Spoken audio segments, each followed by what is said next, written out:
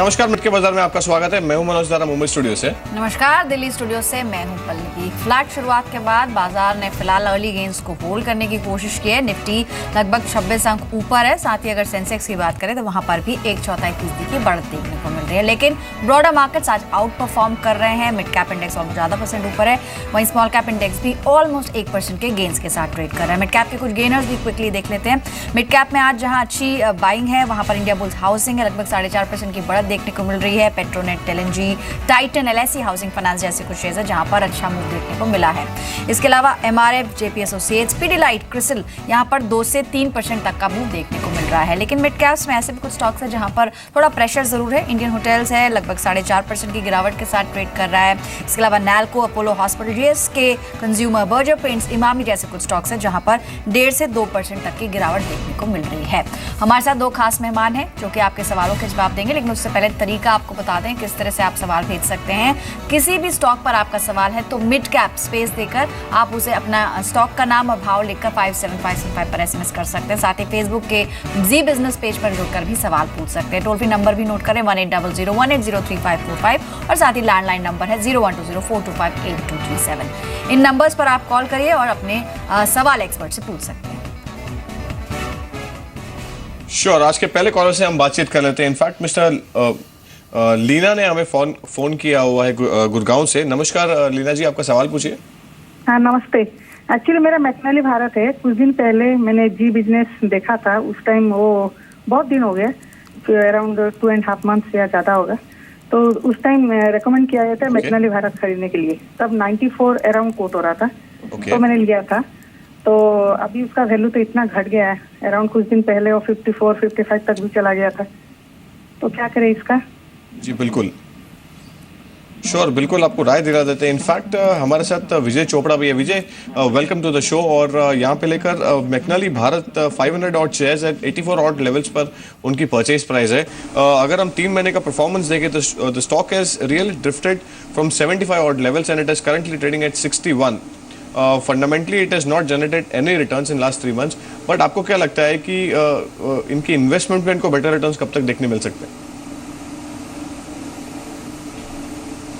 देखिए, 2 चीज़ें। इन्होंने कहा कि कुछ महीने पहले आप ही के चैनल पे इन्होंने रिकमेंडेशन सुना था। मैं इनको एक बात बोलना चाहूँगा कि recommendations are subject to market news and events.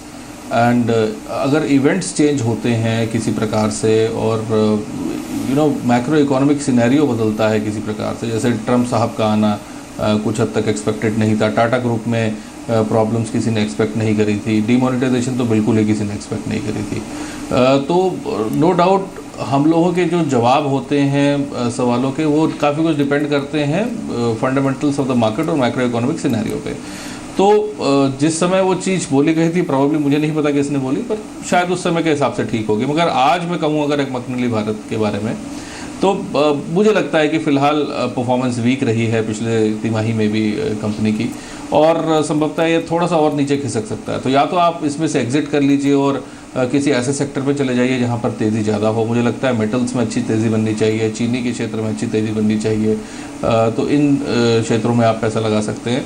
दूसरा कि इसमें आपका इंतज़ार थोड़ा ज़्यादा रहेगा, और अगर नीचे मिलता है तो आप एवरेज करें, क्योंकि मुझे लगता है कि 6 महीने से 12 महीने तक ये थोड़ी समस्या चलेगी।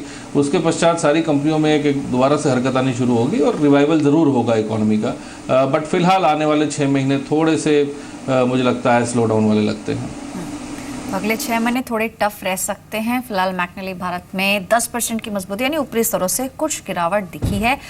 शुरुआत में ये 11% ऊपर था, अब लगभग 10% की तेजी देखने को मिल रही है। बने रहने की सलाह है। फोन लाइन पर हमारे साथ आशीष है मुंबई से। नमस्कार आशीष, गुड आफ्टरनून। पूछिए, क्या सवाल है आपका? Good afternoon madam and sir. मेरे पास अक्ष ऑप्टी फाइबर है 1000 क्वांटिटी, 18 का एवरेज है, 18 1H का। ठीक है, ठीक है। तो और अभी वो कितना तक होल्ड करना है, और अभी अगर कुछ नया परचेज करना है तो फिर किसमें इन्वेस्ट कर सकते हैं? जो नया परचेज आप करेंगे यानी जहाँ नया आप एंटर करेंगे, वो कितने समय के लिए होगा? 1-2 साल के लिए। ठीक है, ठीक है, ऑलराइट। विजय, अक्ष ऑप्टी फाइबर ऑलरेडी लिया हुआ है, एवरेज किया हुआ है 18 रुपये पर, 24 रुपये पर ये ट्रेड कर रहा है। इस पर्टिकुलर स्टॉक में क्या करना चाहिए, और अगर नया निवेश करना हो तो कौन सा स्टॉक ऐसा हो सकता है जहां पर एंट्री ली जा सकती है करंट लेवल्स पर?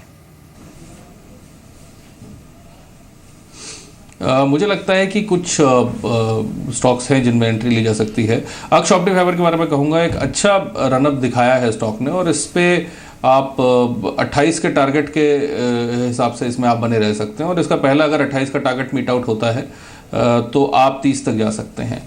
दूसरा स्टॉक में जो रिकमेंड करना चाहूँगा, जैसे सुमित इंडस्ट्रीज़ है, छोटी कंपनी है मगर कंपनी ने रिजल्ट्स बहुत अच्छे पोस्ट किए थे पिछली तिमाही में। एक और जो अच्छी बात निकल के आई है इस कंपनी में कि अभी प्रमोटर्स ने मार्केट में जब गिरावट हुई करीब 13 लाख शेयर्स बाई किए हैं, और FIIs ने भी काफ़ी इंटरेस्ट दिखाया है स्टॉक में, और वहाँ पर भी बाइंग हुई है। मेरिल लिंच ने इसमें स्टॉक में बाइंग करी है, तो सुमित इंडस्ट्रीज़ को आप बाई कर सकते हैं। इस समय 35-36 के स्तर पे है फॉर अ टारगेट ऑफ 45-46, तो उसमें भी एक अच्छी तेज़ी आपको मिल सकती है। मगर अक्ष ऑप्टिक फाइबर में निश्चित रूप से आप बने रहें। Hold on to your investments in Aksh optic fibre, ऐसा विजय की राय है। अगले कॉलर है मिस्टर पुनीत फ्रॉम कानपुर। नमस्कार पुनीत जी, आपका सवाल पूछिए। नमस्कार सर। हेलो जी, आपका सवाल कौन से स्टॉक पर है? सर, मैंने ग्रासिम ले रखे हैं 910 के रेट पे, और सर मेरा 102 साल नजरिया है। तो सर इसमें सर मैं क्या करूं? और सर मुझे डेल्टा कॉर्पोरेशन से इन्वेस्ट करना है, तो क्या ये सही रहेगा? जी, डेल्टा कॉप पे आपको फंडामेंटली राय चाहिए थी, राइट?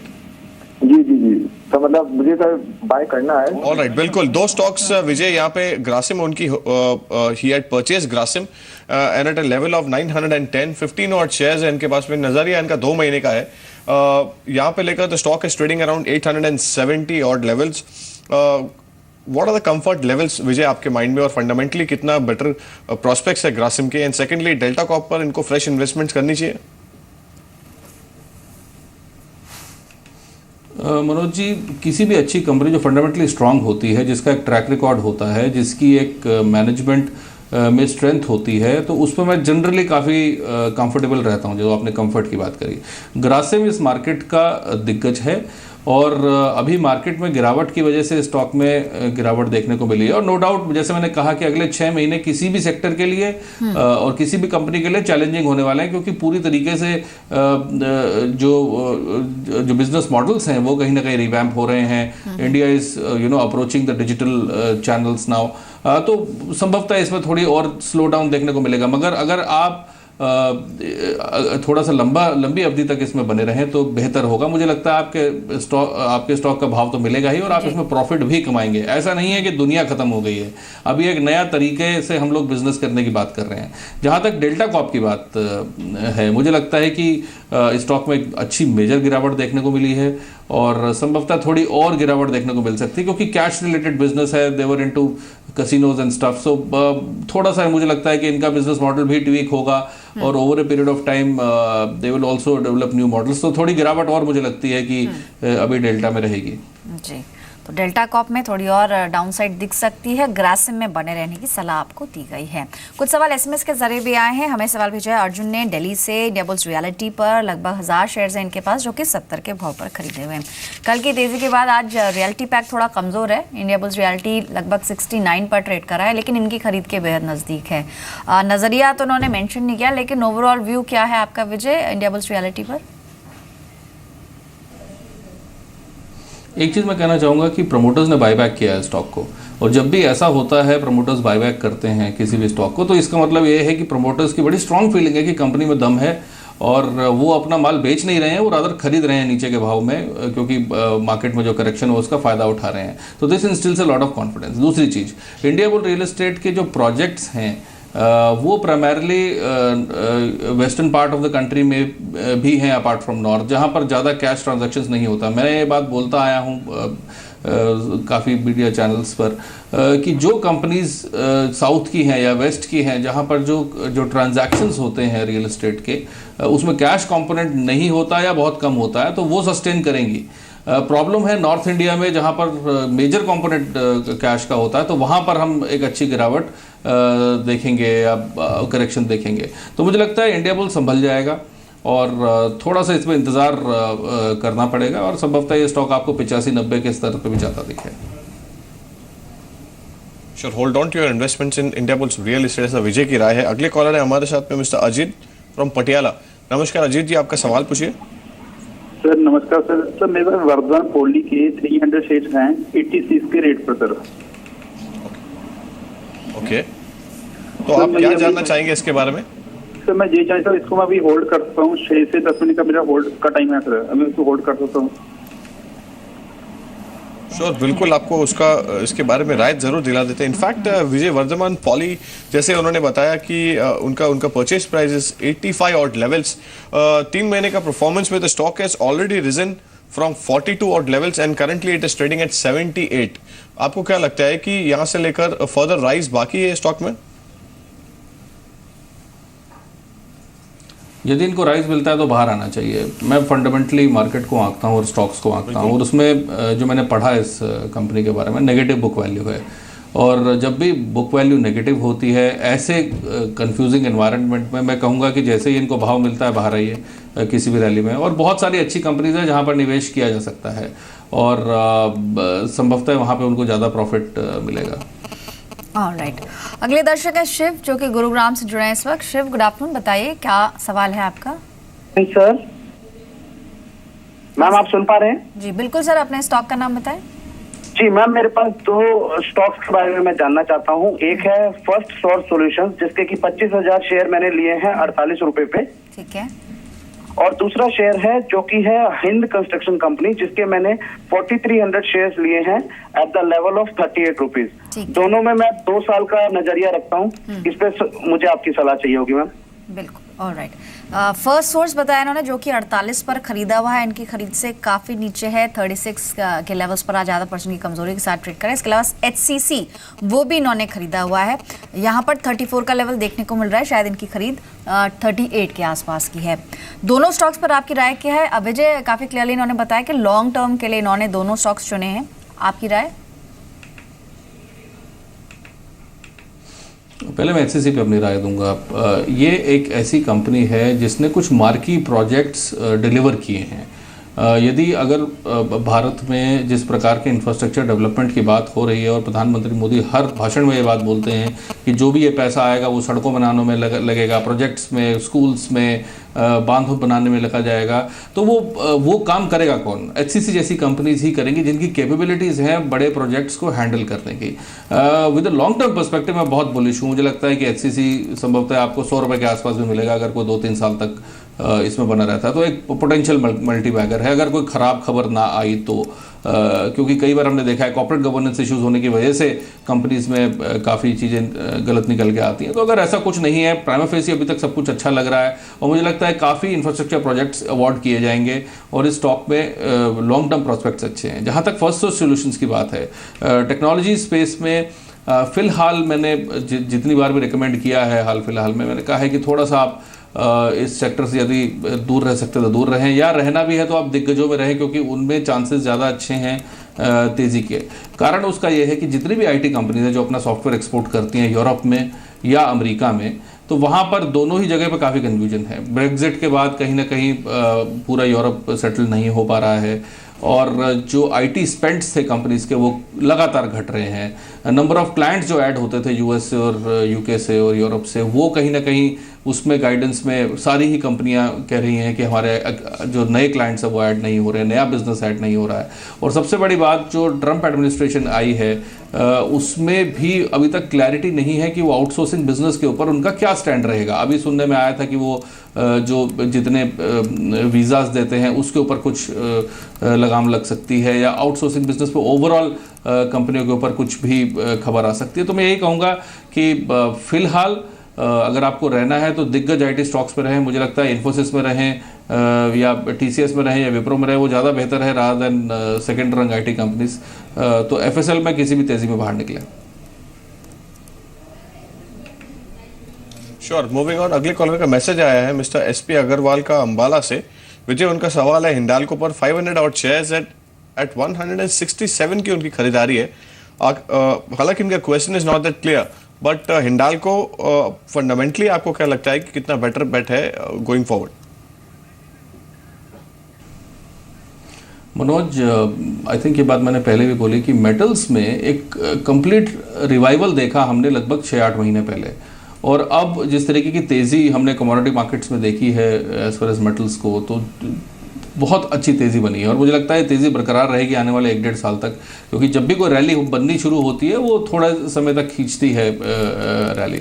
तो अक्रॉस मेटल काउंटर्स में कहूँगा, चाहे वो कॉपर हो, एल्यूमिनियम हो, निकल हो, जितनी भी कंपनीज इसमें जिंक हो, इनमें अच्छी तेज़ी देखने को मिली। हिंदुस्तान जिंक में भी हमने अच्छी तेज़ी देखी। हिंडाल्को भी मैं कहूँगा कि आप बिल्कुल इसमें बने रहें, 200 का टारगेट मैं इस स्टॉक का दूंगा। तो इस समय जो भी मेटल काउंटर्स हैं शॉर्ट टू मीडियम टर्म में बहुत अच्छे लगते हैं, तो इसमें बने रहें।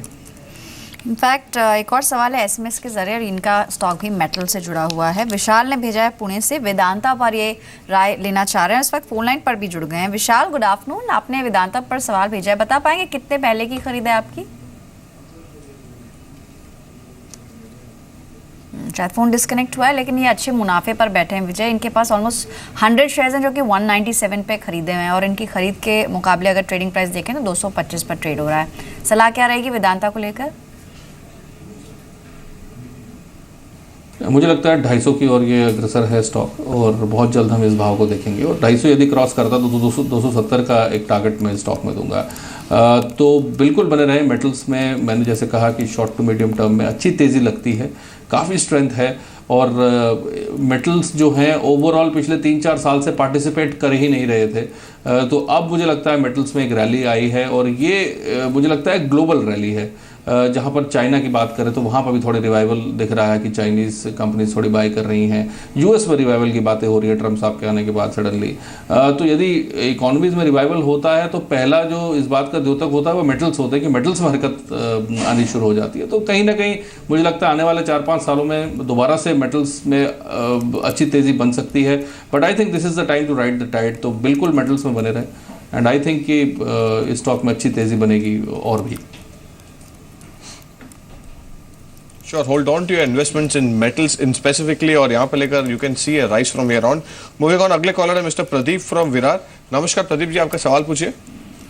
मेरे पास इंडिया सीमेंट के 500 शेयर है, 119 रुपये 80 पैसे से।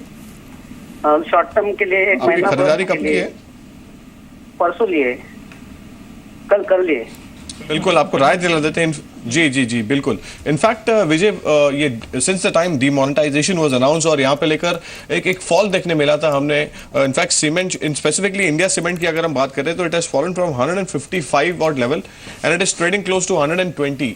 आपको क्या लगता है कि फर्दर फॉल बाकी है इसमें, और he can stay put in his investments? देखिए, ट्रेडर्स की बात तो मैं करता नहीं, क्योंकि ट्रेडिंग पर्सपेक्टिव से हो सकता है कि किसी भी दिन जब बाज़ार में प्रेशर हो तो स्टॉक में गिरावट भी देखने को मिले। हो सकता है आपको 100 के आसपास भी दिखे।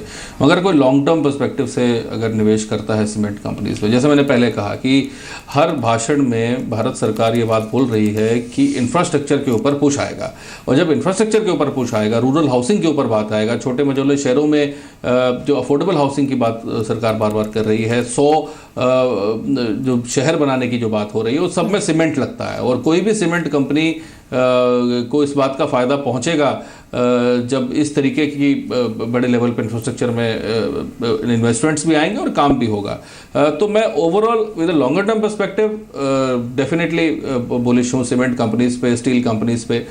मगर शॉर्ट टर्म में क्योंकि जो सीमेंट का व्यापार होता है प्राइमरली कैश ड्रिवन था, और छोटे शहरों में तो खास करके जो सीमेंट बेचने वाले जो व्यापारी हैं उनके पास मुझे लगता नहीं है कोई ऑनलाइन अभी तक सोर्स पैदा हुआ है। जो मैंने जैसे बोला कि बिजनेस मॉडल्स काफ़ी ट्वीक इन होंगे आने वाले 6 से 12 महीने में।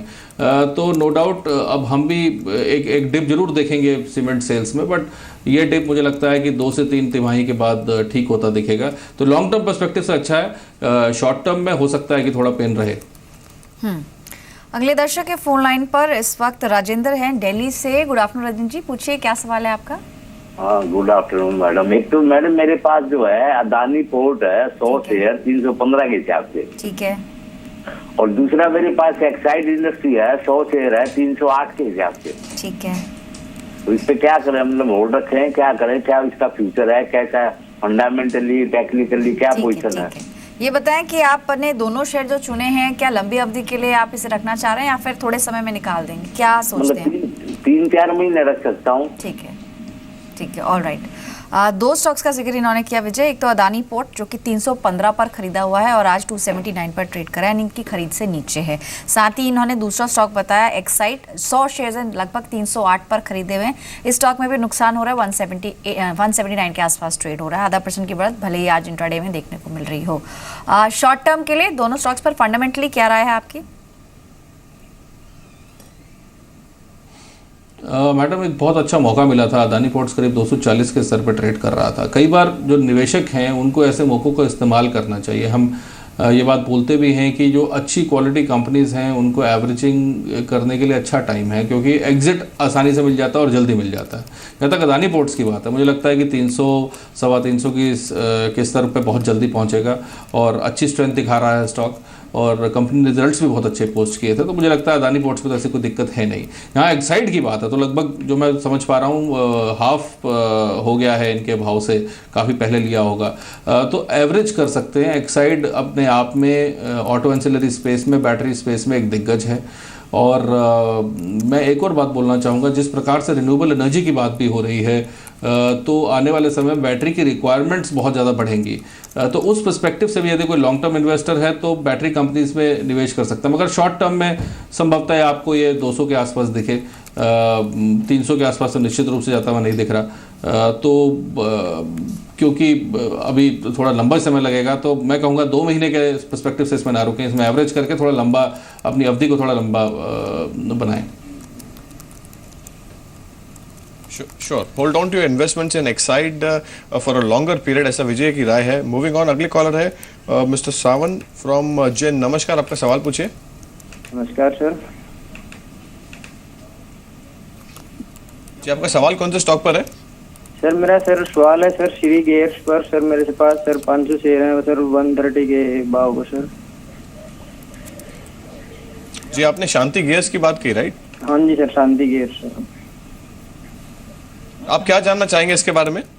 तो सर मैं सर पूछना चाहूँगा सर, होल्ड रखूँ या सर क्या करूँ सर इसको? श्योर, बिल्कुल आपको राय दिला देते हैं। इनफैक्ट विजय 134 ऑड लेवल्स पर उनकी परचेज प्राइस है शांति गियर्स, और यहाँ पे अगर इसका शेयर का परफॉर्मेंस देखें तो trend this share is showing it is a very volatile stock, और 134 और 100 के लेवल पे ये stock it has been trading. क्या ये शांति से आपकी इन्वेस्टमेंट को होल्ड कर सकते हैं? बिल्कुल करना चाहिए। मैं कहूँगा कि अगर आप प्रॉफिट्स इस कंपनी के देखें, बैलेंस शीट देखें, तो ओवरऑल काफ़ी स्टेबल है, सेल्स नंबर्स ठीक हैं, प्रॉफिटेबिलिटी ठीक है।